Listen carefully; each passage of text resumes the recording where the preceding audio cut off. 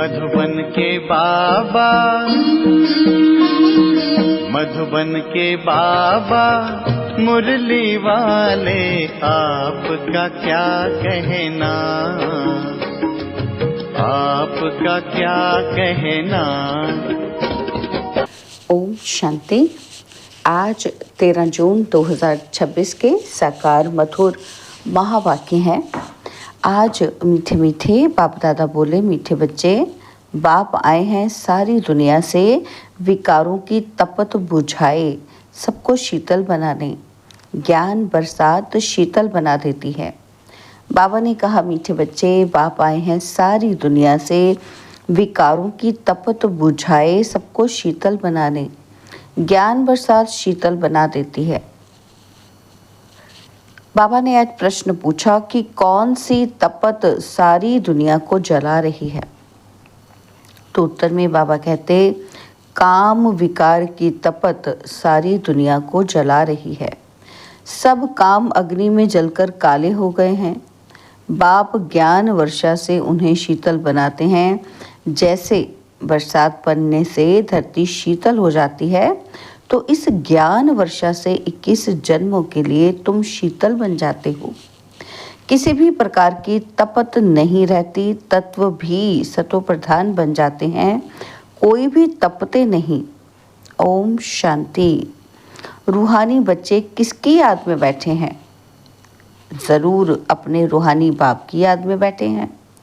रूह अपने परमपिता परमात्मा की याद में बैठी है कि हमको रूहानी बाप आकर रिफ्रेश कर शीतल बनाए, क्योंकि कामचिता पर बैठ भारत जल मरा है।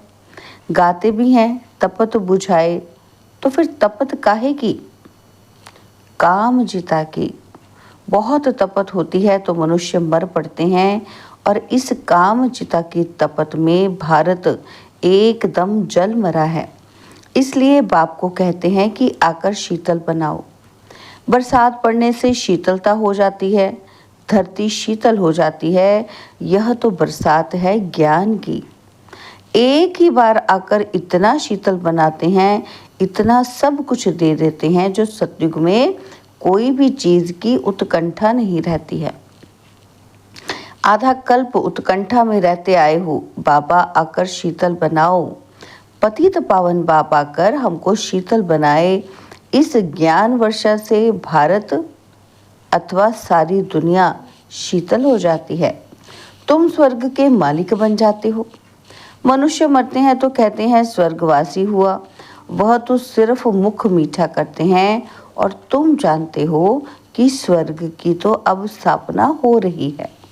बाबा आया हुआ है, यह ज्ञान वर्षा कर रहे हैं। शीतलता का असर 21 जन्म रहता है। वहाँ ना बरसात ना किसी भी चीज की इच्छा रहती है। सदैव बाहर ही बाहर रहती है। वहाँ कोई भी प्रकार का दुख नहीं रहता। सूर्य भी सतो प्रधान बन जाता है, कभी तपत नहीं दिखाते हैं। तुम सारे विश्व के मालिक बन जाते हो। अभी तो गुलाम है ना।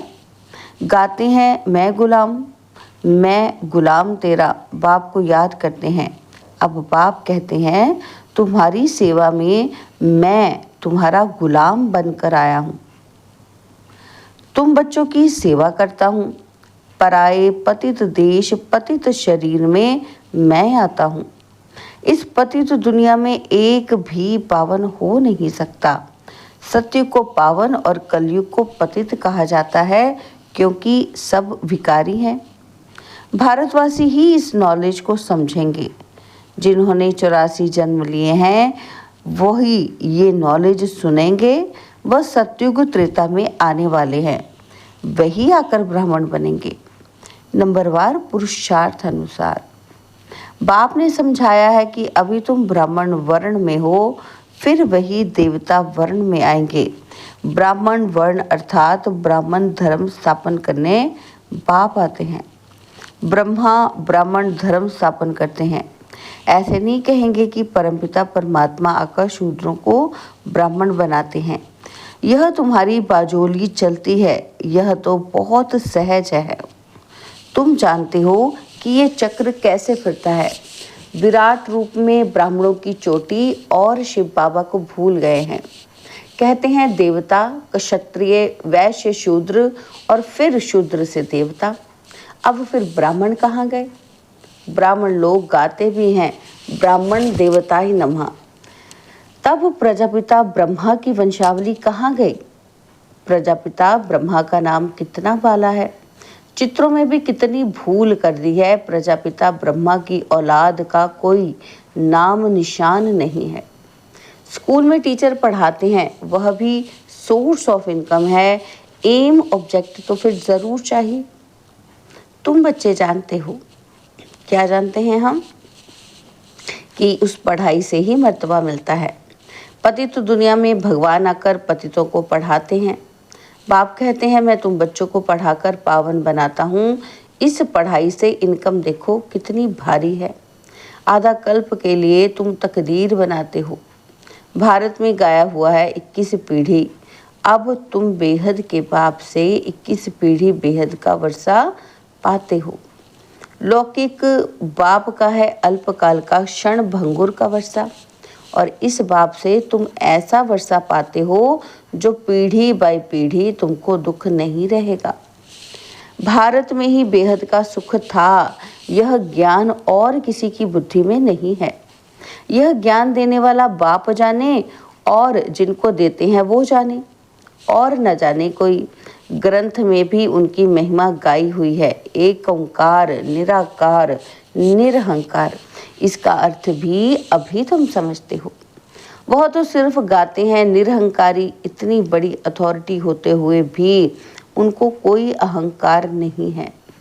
यहाँ थोड़ी भी पोजीशन वाले होते हैं तो कितना नशा उन को रहता है। वह है अल्पकाल वाले मर्तबे का नशा कि मैं फलाना हूँ। अब तुमको इस रूहानी पढ़ाई का नशा है। तुम्हारी आत्मा अभी जानती है आत्म अभिमानी बनना है, तब ही बाप को याद कर सकेंगे। बाप के साथ योग टूटने से माया का गोला लग जाता है, मुरझा जाते हैं। याद करते रहें तो खुशी का पारा चढ़ा रहे। कोई बड़ा इम्तिहान पास करते हैं तो खुशी होती है, समझते हैं बस इसके ऊपर कोई और पढ़ाई नहीं है। तुम भी जानते हो हमारी इस पढ़ाई से ऊंच और कोई पढ़ाई है ही नहीं। इन लक्ष्मी नारायण ने पास में ज़रूर ऐसी पढ़ाई की है। राजयोग सीखे हैं तब महाराजा महारानी बने हैं। राजयोग तो मशहूर है। परमपिता परमात्मा आकर राजयोग सिखाते हैं स्वर्ग के लिए। कहते भी हैं पास में ऐसे कर्म किए हैं तब ये बने हैं। तुम जानते हो इस जन्म में हम ऐसे कर्म सीखते हैं जो भविष्य 21 जन्म के लिए राज्य करेंगे, वह स्वर्ग में विराजमान होंगे। यथा राजा रानी तथा प्रजा भी है ना, तो राजधानी है ना, तो बाप आया है राजधानी स्थापन करने। फिर तुम जाकर 21 जन्म पालना करेंगे। 63 जन्म तो दुख भोगा है, वो सब खत्म हो जाएंगे। भारत को स्वर्ग कहा जाता है, अभी तो नर्क है। सृष्टि कितनी बदल गई है, वह राजाई कहाँ चली गई। रावण राज्य शुरू होने से फिर तुम पतित बन जाते हो। बाप कहते हैं तुम अपने 84 के चक्र को नहीं जानते हो। अभी तुम बच्चों को बार बार समझाया जाता है तुमने 84 जन्मों का चक्र पूरा किया है। अभी तुम्हारा ये अंतिम जन्म है। अब फिर से अपना वर्षा लेना है। तुमको मुक्ति धाम में बैठ नहीं जाना है, तुम्हारा ऑल राउंड पार्ट है। ऐसे बहुत हैं जो सतयुग से लेकर द्वापर कलयुग तक भी मुक्ति धाम में रहते हैं। ऐसे नहीं कहेंगे कि यहाँ आने से मुक्ति धाम अच्छा है, वो तो मच्छरों सदृश हो गया, आया और ये गया। मनुष्य की महिमा गाई जाती है। मंदिर किसके हैं? जो शुरू से लेकर पाठ बजाते आए हैं उन्हों के ही यादगार बनते आए हैं। पिछाड़ी में जो आते हैं उन्हों का यादगार है क्या? कुछ भी नहीं।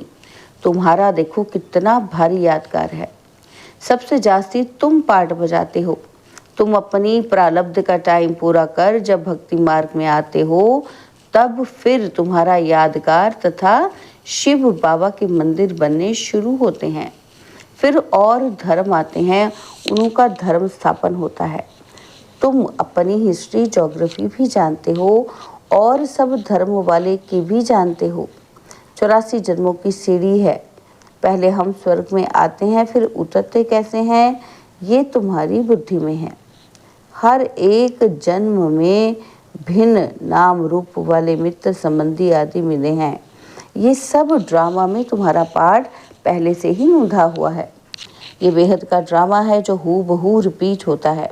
तुम जानते हो कि हम 100 देवी देवता थे जो 84 जन्म ले शूद्र बने, फिर हम 100 देवी देवता बनते हैं। मनुष्य तो कह देते आत्मा सो परमात्मा, वास्तव में हम 100 का अर्थ ये है, वो फिर कह देते कि आत्मा सो परमात्मा, परमात्मा सो आत्मा। तो रात दिन का फर्क है ना। तुम अभी इन सब बातों को जानते हो। तुम अभी पांडव बने हो। कौरव पांडव भाई भाई थे ना, तो अभी बाप मिला है तो तुम कौरव से पांडव बने हो। बाप तुमको दुख से लिबरेट कर गाइड बन ले जाते हैं। घर का तो किसी को पता ही नहीं है। वो कहते हैं आत्मा ब्रह्म में लीन हो जाएगी, तो ये घर थोड़ी ठहरा। घर में तो रहा जाता है, उनको इनकॉर्पोरियल वर्ड कहा जाता है। अभी तुम बच्चे जानते हो हम निराकारी आत्मा निराकार वर्ड में बिंदी मिसल निवास करते हैं। वहाँ भी निराकारी झाड़ है। ये ड्रामा बना हुआ है। बीज और झाड़ को जानना है, इसका नाम ही है वैरायटी धर्मों का झाड़। ये मनुष्य सृष्टि है, इनका बीज रूप बाप है। कितनी वैरायटी है। हर एक धर्म वाले के फीचर्स न्यारे, फिर यहाँ भी एक की शक्ल ना मिले दूसरे से। ये भी ड्रामा बना हुआ है। कल्प वृक्ष की आयु 5000 वर्ष है। ये बाप ही समझाते हैं। मनुष्य एक्टर्स हैं, यहाँ पाठ बजाने आते हैं। ये मांडवा है, रोशनी के लिए सूर्य चांद आदि हैं। ये कोई देवता थोड़ी है, ये तो बत्तियां हैं, परंतु सर्विस करते हैं इसलिए देवता कह देते हैं। भारत में देवताएं कोई सर्विस नहीं करते हैं। सर्विस तो तुम बच्चे करते हो। बाप ओबीडियंट सर्वेंट है। बच्चे दुखी होते हैं तो बाप को तरस पड़ता है। बाप आए हैं समझाने। तुम बच्चों को फिर से 100 देवी देवता पद प्राप्त कराने आता हूँ। चढ़ती कला उतरती कला हर चीज की होती है। पुरानी दुनिया को तमो प्रधान और नई दुनिया को सतो प्रधान कहा जाता है। हर एक चीज नई सो पुरानी होती है। आत्मा कहती है ये शरीर भी तमो प्रधान पतित है। ये सतयुग में आत्मा और शरीर सतो प्रधान थे, माथा नहीं खपाते थे। आत्मा को अब ज्ञान मिला है, स्मृति आई है कि हम 84 जन्म लेते हैं। ये राज बेहद का बाप समझाते हैं। दुख में बाप को ही पुकारते रहते हैं, रहम करो हे दुखहर्ता सुख करता।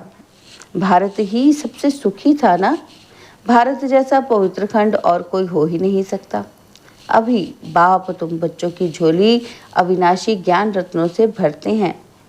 कभी ऐसा बाप देखा है? कहते हैं बच्चों मैं तुम्हारे लिए बैकुंठ सौगात में लाया हूँ। तुम स्वर्गवासी थे, अब पतित नरकवासी बन पड़े हो। पावन उनको कहा जाता है जो विकार में नहीं जाते हैं।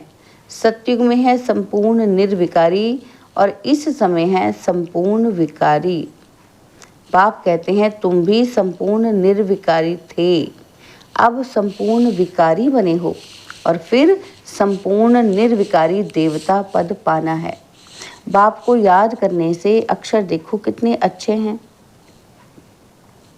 देवता पद कैसे पाना है? बाप को याद करने से। बाबा कहते देखो कितना अच्छा अक्षर है, मन मना भव। मुझ बाप को याद करो तो तुम तमो प्रधान से सतो प्रधान बन जाएंगे। मैं सर्वशक्तिवान हूँ ना, तो मुझे याद करो। याद को ही योग अग्नि कहा जाता है, जिससे तुम्हारे पाप दग्ध होंगे, तुम पवित्र बन जाएंगे। अच्छा, मीठे मीठे सिकिला दे बच्चों प्रति माता पिता बाप दादा का याद प्यार और गुड मॉर्निंग। रूहानी बाप की रूहानी बच्चों को नमस्ते।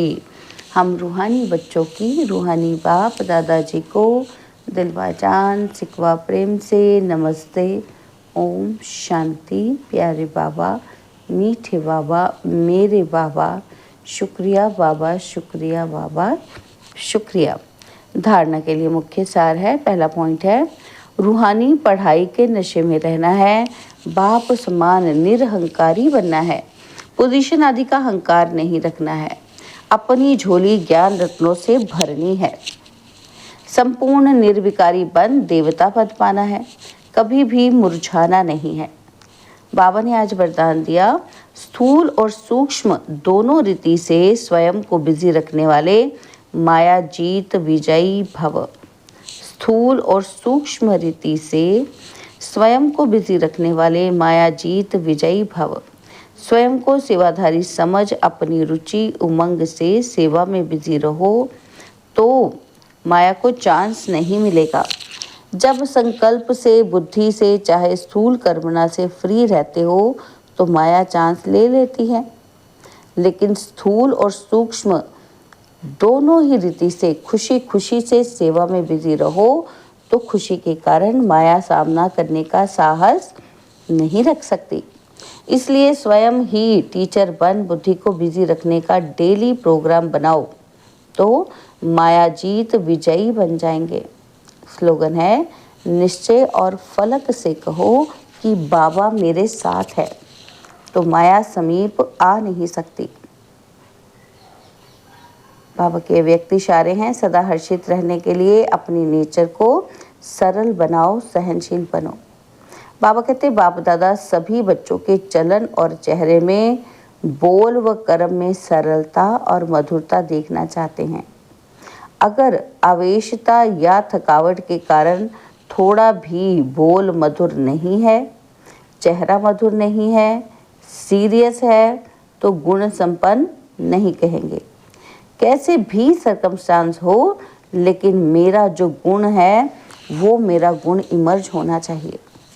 जैसे बाप दादा वैसे हूबहू वही गुण, वही कर्तव्य, वही बोल, वही संकल्प अनुभव हो, सभी के मुख से निकले, ये तो वही लगते हैं। अच्छा, ओम शांति।